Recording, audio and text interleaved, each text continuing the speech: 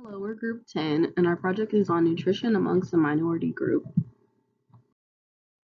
Our target behavior is to alter unhealthy cooking habits in order to change the nutrition amongst Hispanics by specifically focusing on reduction of unhealthy oil use and replacing the type of oils used when cooking. Cooking with healthy oils is important. Excessive use of unhealthy oils can cause high cholesterol, which can clog the arteries. It can also cause inflammation and weight gain, which can lead to obesity. Excessive use of unhealthy oils can also cause diseases like cardiovascular diseases and diabetes, which can in return cause premature death. We want people to eat healthier to prevent future health risks. What are unhealthy cooking oils? Unhealthy cooking oils can cause unnecessary stress in our bodies by clogging arteries. Saturated fats in foods come from animals, fried foods, and prepackaged foods. In addition, saturated fats can increase bad LDL cholesterol in your body. It is best to eat foods with more unsaturated fats and use oils that come from these foods. These can increase good HDL cholesterol in our body, which increase blood flow. Oils that need more heat to warm up are healthier replacement options. For example, peanut oil has an approximate smoke point of 450 degrees Fahrenheit versus corn oil, which has an approximate smoke point of 410 degrees Fahrenheit. This makes peanut oil a healthy replacement option over the corn oil. From our research, we were able to identify our target audience. We decided to choose the Hispanic Latino community. Through formative research, we learned that Hispanics and Latinos have dietary traditions that are reflective of their cultural heritage and country of origin. It is important to acknowledge their dietary traditions because nutrition contributes to preventing diseases and premature deaths. We're going to tailor to our audience by addressing their cultural standards. We will accomplish this by making recipes for traditional Mexican dishes, using healthier oils, and reducing oil usage. We segmented our audience into primary and secondary audience based on demographics.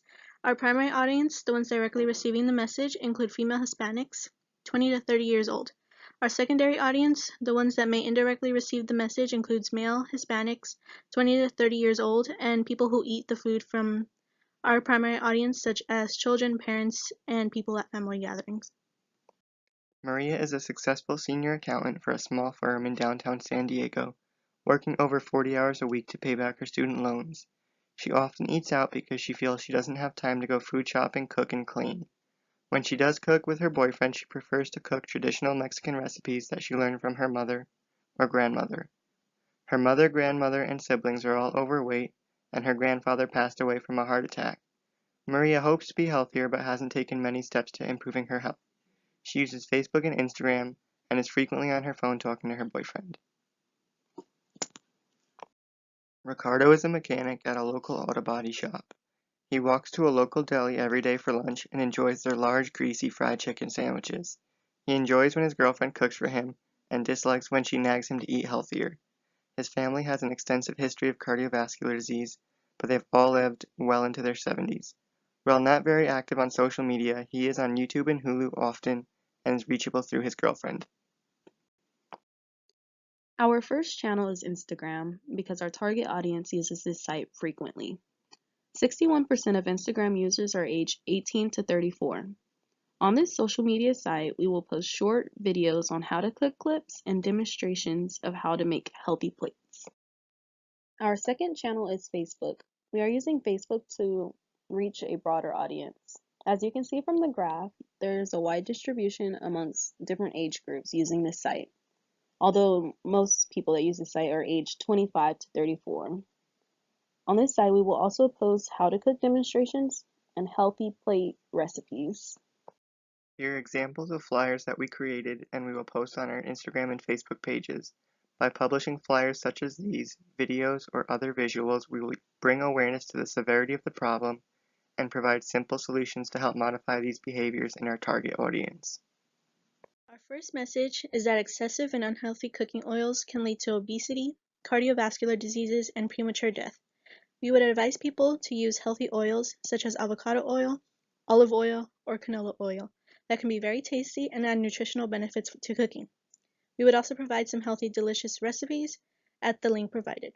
The message uses heat and light because of the emotional appeal and logical information. It is loss framed because it emphasizes the cost of using excessive and unhealthy cooking oils.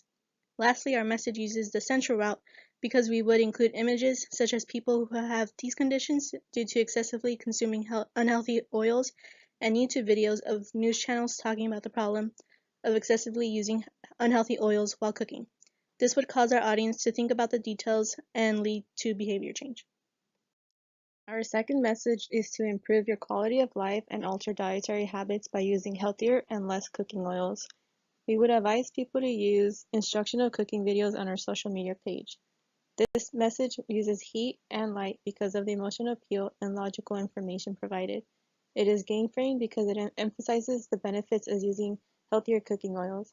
Lastly, our message uses a central and peripheral route because we would include images such as memes and cooking videos, which would make it then both humorous and factual.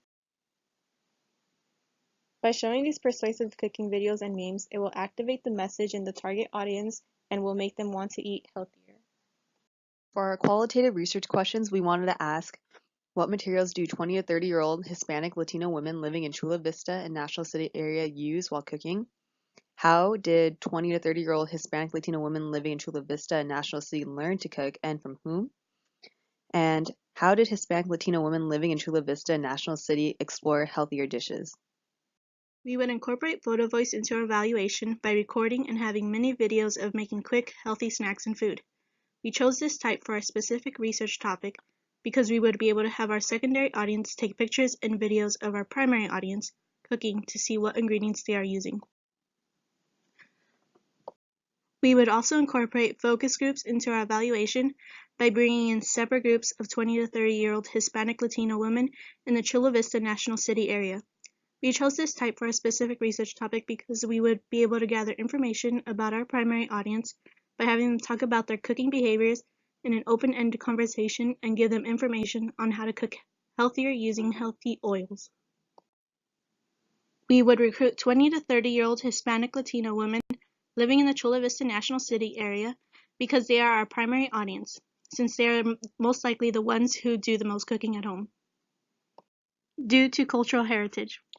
For our evaluation, our impact goal was to bring awareness of negative implications of unhealthy eating habits. By publishing healthy eating materials like videos and flyers twice a week on our social media pages, we can increase the knowledge that cooking with excessive lard, unhealthy oils is harmful to the health of our audience.